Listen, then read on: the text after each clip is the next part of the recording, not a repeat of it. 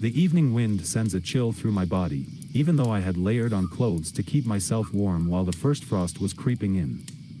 I felt around the seam of my pants, and as I expected, my old shirt had slipped outside of my pants, allowing the cold air to creep under my layered clothes and up my back. Better throw that shirt out, I thought. Or make something out of it. What? No idea. Maybe use it as a rag. While contemplating, my eyes drifted aimlessly over the bare tree tops dipped in the fading sunlight of the day. At the edge of my property, suddenly Russell pulled me out of my thoughts with a loud bark. Now I was back in front of my barn filled with a few goats and pigs kept separately. They were in their cages, the cages were locked and they had their necessities. Russell was right. No reason for me standing around in the cold any longer. I locked the barn and returned to my house. I had been lucky. I had struck it big with an app I had developed in college, and after it was getting quite popular, it had been bought up by one of the big players for a sizable amount of money. Enough for me not having to worry about money for the rest of my life, after I had hired a few people who knew where best to put my newfound wealth. While looking over some of the investments my financial advisor had brought up to me, I had seen my current property, and had immediately fallen in love with it. That was half a year ago. I came here with romanticized ideas of having my own little off-grid farm, taking care of animals, growing crops, and harvesting them. It wasn't that easy. I've brought up in the city by middle-class parents, never even coming close to nature. The closest I had ever been growing up were games like Harvest Moon and Animal Crossing on my DS, or trips to the beach. Well, I should learn very quickly that having your own farm in the middle of nowhere is hard work. I've been living here full-time for 3 months now, and I think I would have already given up if it wasn't for Robert, my neighbor. Neighbor is relative. It takes me at least half an hour to get to his house, but he's the closest to a neighbor you can get out here. Robert is a straight-laced guy in his late 50s, maybe ex-military. I never asked. Meeting him for the first time, he seemed cold and distant, like he didn't want anything to do with me. But at the end of my visit he still gave me his number, so I could call if I needed help with anything. He also told me to not leave my animals outside during the night, to avoid them getting picked up by predators. Furthermore, he will not come over after sundown, or before sunrise. And he recommended I better not go outside during those times as well. When I asked him why, he just said, even if it rarely happens. Sometimes those bears and cougars get hungry enough to attack a person strolling around outside. I thanked him for his warning, even though I hadn't heard of bears or cougars showing up around these parts. Maybe some birds of prey or coyotes. Still, I took his words serious, as he had been living here for more than 2 decades, according to his own estimate. So he must know best, I thought. And like that, I made a habit out of starting my day at sunrise and ending it at sundown. Life hasn't been easy for the last 3 months, I've been busy every single day. But despite his cold demeanor, Robert is helping me getting used to farm life. I think he warmed up to me when he realized that I am actually trying to learn to be self-sufficient and only call him when I have exhausted all the options I can come up with. While having warmed up to me, he won't let me call him Bob. Terrible name, according to him. I don't understand why Bob is such a terrible name, but I respect his wishes. When I told him it was kind of lonely out here, he told me I could have Russell. He is a little devil, too much energy for me, said Robert. Russell is Trudy's son. Trudy is Robert's old German Shepherd. When Trudy had had puppies, Robert had kept 2 as guard dogs to take over Trudy's job once she passes. Their names are Russell and Cameron. As a child I had always wished for a dog, so I welcomed Russ with open arms. At night, when he barks at anything outside after it's dark out, don't go investigate. You don't want to fight over food with a hungry animal. Once I had forgotten to feed my goats when I had to take the more than 2-hour drive to the nearest town. They tried to rip off near anything I had on me that they deemed edible when I came in to give them their late feed in the afternoon. So I accepted his words without even questioning them for a second. Now being back inside, I would give Russ a bath. He had gotten quite dirty during the day. With Russell all cleaned up, it was time for me to take a shower. While I wash myself under cold water, I hear Russ bark from the living room. He's probably standing by the front door barking at whatever the hell is scouring my property for an easy snack. It had happened around 3 times in the last 3 months, last 2 weeks ago. While I had a shotgun, stored in a weapon safe in my room, I did adhere to what Robert said. Why get myself into danger, when all my animals were safe? Furthermore, I hadn't even used the gun, except for the one time I asked Robert to show me how to use it. I did not like the sensation of being kicked in the shoulder by the butt of the gun. I really did not want to have to use it ever, to be honest. I finished my shower, threw over a towel and went into the living room, where Russ was still barking at the windows. I wasn't really interested in seeing what was going on. I had looked out the window the first 3 times and had never seen anything. So I didn't really want to look outside, but Russ had been barking for a few minutes now and wouldn't calm down, even after I tried to distract him with his favorite toy. So I decided to see what was going on. Looking outside, I saw, not much. It was dark.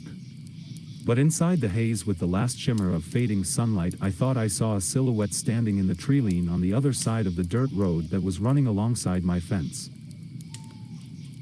I couldn't really make out much in the beginning light, but it looked like a person wearing dark clothes. They were standing there as if they were watching my house. Russ was still barking. Dumbfounded, I was standing at the window. Why would anybody be out there this late? But then I remembered that it was probably 7 p.m. at best. Maybe they were a camper on a late hike or just exploring around their camp. Whatever they were doing, it was none of my concern as long as they didn't trespass on my property. I closed the curtains and hushed Russ once more, but it seemed he was still fixated on who or what was outside.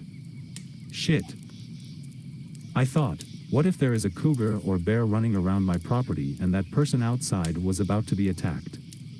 Having that realization, I scrambled up the stairs to my bedroom and unlocked the gun safe. I amateurishly loaded my shotgun in haste, dropping a few shells. With my gun loaded, I ran back down and straight for the door. Russ, seeing me about to open the door, jumped between me and the door and started growling at me. Buddy, I have to warn that person, they might be in danger. I tried to bargain with my dog. But he won't budge, so I pushed him aside, laying my hand upon the doorknob, when Russ bit my calf. I dropped the gun and yelped like Tom when he gets hurt. I jump a little circle while holding my calf. After I calm down and walk it up for a second, I check my calf. No blood, no bruising, apparently just a little warning to not go outside. Russ looked at me as if he wanted to say sorry. It's okay, Russ, I said, going back to the curtains, peering outside. The silhouette was gone. I step away from the curtain, looking around my living room, and noticed my towel lying on the floor. Suddenly it becomes painfully clear to me that I must have lost my towel during my panicked sprint for the gun safe. That also means that I would have met the person outside in my birthday suit holding a shotgun. I probably would have scared them up before I even had the time to tell them about how dangerous it is outside. Or even worse, I could have been a premium bear snack completely without packaging. I shake my head at myself, give Russ a pet and get into my pajamas. And after I had my dinner, I decided to call it quits early today. In the last 2 months there were 4 more incidents of Russ barking at something outside. Out of those there were 2 times where I saw a silhouette standing at the tree line. So while I was outside working on my truck, a few days ago, having called over Robert to help me, I mentioned the people watching my property. I also told Robert about my thoughts regarding informing them about the predators around here. Don't talk to them, Robert said, with his hands inside my truck's intestines. Why? I asked. They know, they're just some weirdos hanging around the woods. You didn't go outside or talk to them? No.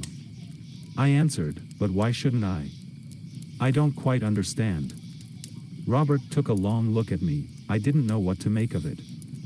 Finally he said, they might take it as an invitation to come onto your property. You don't want them running around your property, believe me. Are they coming on your property? I asked curiously. He had piqued my interest. You remember the floodlights I have mounted to my house? He had stood back up and looked directly into my eyes. They are the reason I have installed. His stare intensified. Hey. Listen to me. Do not talk to them ever. Understood? I felt like a child scolded by his dad. I looked to the ground and said, yes, Robert. All right then. He said, give me the spark plug out of my toolbox. This is a weird place, I think to myself, brooding over my dinner. Who are those people and why on earth are they watching my farm? And why are they trespassing on Robert's farm? Thinking of Robert's farm weirds me out even more. What had happened between those people and Robert? Was Robert overreacting? Robert's farm looks at times less than a farm and more like a military outpost. Having a high chain-link fence fastened to concrete poles being topped with barbed wire, and floodlights mounted to his house. His door and windows looked reinforced as well. It had weirded me out in the beginning, but thinking he might be a veteran, I kinda rationalized that away. A strange veteran living off the grid in his own little fortress seemed like a film cliché, but it was enough of an answer for me back then. Now I'm worried, do I need to fortify my house too? I decide to ask Robert tomorrow. I awake in the middle of the night to a terrible commotion coming from the barn. Russ is also up and starts barking furiously. I grab my gun out of the safe thinking, what the hell is going on out there? I grab my flashlight and storm down the stairs. Almost kicking open the door like some 80s action hero. Get the fuck of my property, I yell, swinging around my gun like an idiot. I still hear screaming from my barn. I want to go and help my animals, but halfway there I lose all my heroism, and dread sets in, hearing something heavy crashing against the metal gates inside the barn. What if I come face to face with a bear? Would I even be able to react before I get mauled? I turn around on my heel and run back inside, frantically dialing Robert's number. After what feels like forever, he picks up. Do you even know what time it is? He grunts at me through the phone. This better be good or I'm not coming anymore. Something is out there, it's eating my animals. I practically scream at the phone. We'll check it out tomorrow, he says in a decisive tone. But it'll be gone then and my animals will be dead. What do I do? I ask in a panicked tone. Nothing, comes the answer through the phone. There is nothing you can do about your animals. You will most likely lose one or two. Silence while I digest those words. Look, lock all your doors and windows and leave the downstairs lights on. That's all you can do right now. The door. My head snaps around, looking at the door swung wide open. Russ barking wildly at the pitch black outside. While I stare at the door, I realize there is still screaming, but the crashing sound has stopped. I sprint to my door and slam it shut, locking it. I flip the light switch and wait. I hear heavy steps outside of the door and something banging against my walls, door, and windows. Russ is whimpering now. The gun pressed to my chest, I sit there for what feels like hours, waiting for the whatever is outside to disappear. All the while my porch lights cast a tall wiry body with elongated limbs, and an awfully misshapen looking head onto my curtains. Finally, I get ripped out of my trance. Hey, are you still there? Hey. Fuck, damn it, crawling along the floor I pick up the phone and whisper, yes, I'm here. Something is outside my house banging on the walls. It's okay, it won't come in, Robert says. I think he is trying to sound reassuring. As heavy as it sounded inside the barn, should have an easy time breaking down my door, even easier breaking my window. I can't help you right now. But I will come by first thing in the morning. Hang tight, Robert adds. Silence. I am sorry, I can't do more for you right now. Robert finally says, his voice sounding awfully regretful, and he hangs up on me. Feeling left behind, I crawl up the stairs and into my bedroom. Terrified, I lay on my bed curled into a ball, the gun by my side. I cry into my pillow, while the thing outside bangs against my walls. What could that be?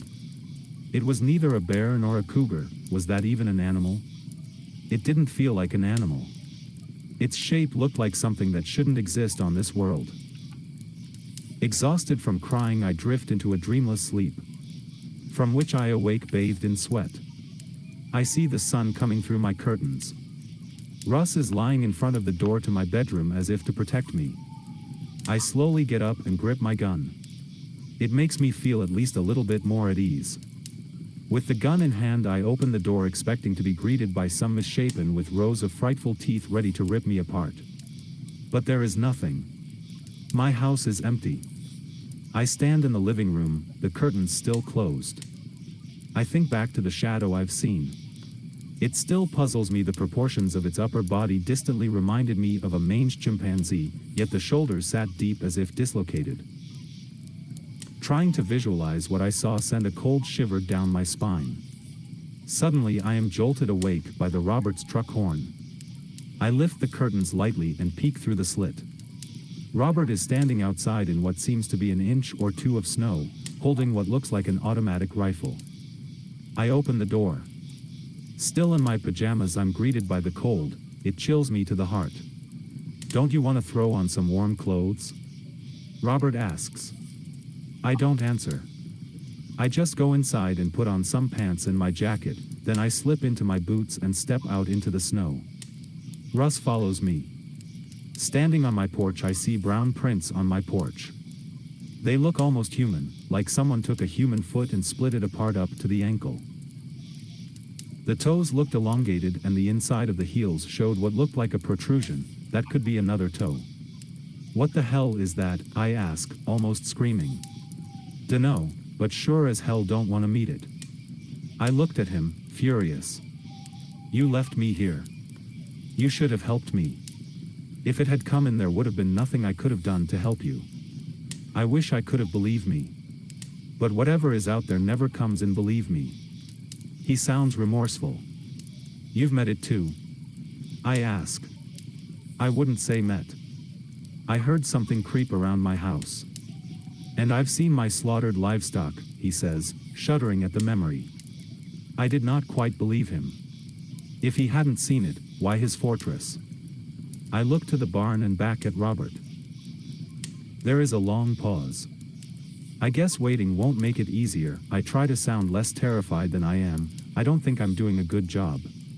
Inside the barn, I see that only 2 of my 8 goats are still alive. One is hurt. The other one cowers in the back corner of the enclosure. The rest of the enclosure is a pile of torn apart limbs, crushed bones, and rend innards. There is so much blood. At places the blood is dried, at others it forms wet clumps. I frantically leave the barn and throw up in the snow. I know this is overwhelming, but we have to clean this up. Robert says. We don't talk a lot during the cleanup. I try to dress the goat's wound to the best of my abilities. They seem catatonic. Like they're just husks of their former selves. While cleaning, I notice that the lock to the barn looks intact. I must have forgotten to lock the barn. Coming to that realization, I feel intense anger toward myself. I condemned my goats to die. I feel like crying again, but I don't. I feel it won't help me right now. It takes us the better part of the day to clean up everything. We drove out to town, reporting to the police and getting rid of what's left of my goats. Back at the farm, the sun is setting, so Robert tells me he will tell me everything he knows tomorrow. Not long after night has fallen, Russ starts barking again. I hush him, and as soon as I do, I hear heavy steps on my front porch, seeing the same horrifying silhouette against my curtains as yesterday. And the banging starts again. I retreat into my bedroom with my gun. And wait. Tomorrow I will tell Robert he can have my livestock, and I will talk to a realtor about moving back to the city.